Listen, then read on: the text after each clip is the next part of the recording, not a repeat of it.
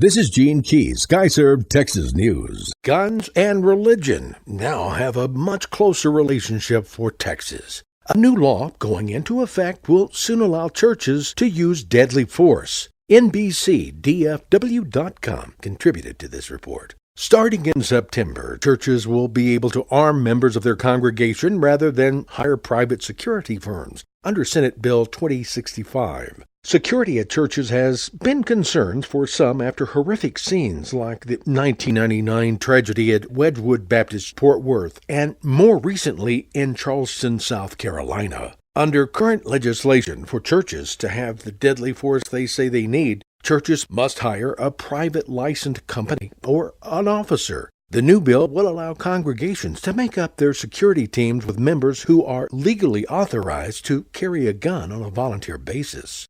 Sadly, a fifth person died trying to cross the Rio Grande into Texas. The AssociatedPress.com contributed to this report from El Paso. The deaths of 5 who drowned this week while trying to get into the U.S. by swimming across the Rio Grande have mostly gone unnoticed. The latest death was discovered last Thursday when U.S. Border Patrol agents conducting a river patrol with Mexican law enforcement officials found the body of a man believed to be in his 30s. The bodies of the 3 people, all Guatemalan nationals, were recovered Tuesday. Another person who was pulled from the water last week later died at a hospital.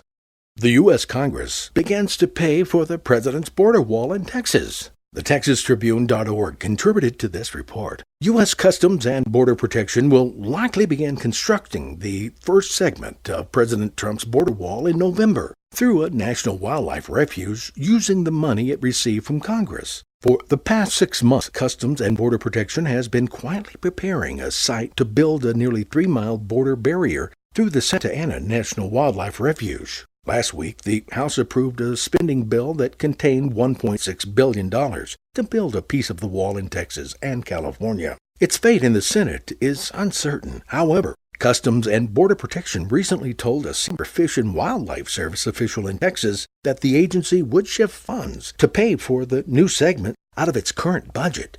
Currently, the only South Texas project authorized under the current budget are the installation of 35 gates at gaps the agency left in the existing border fence.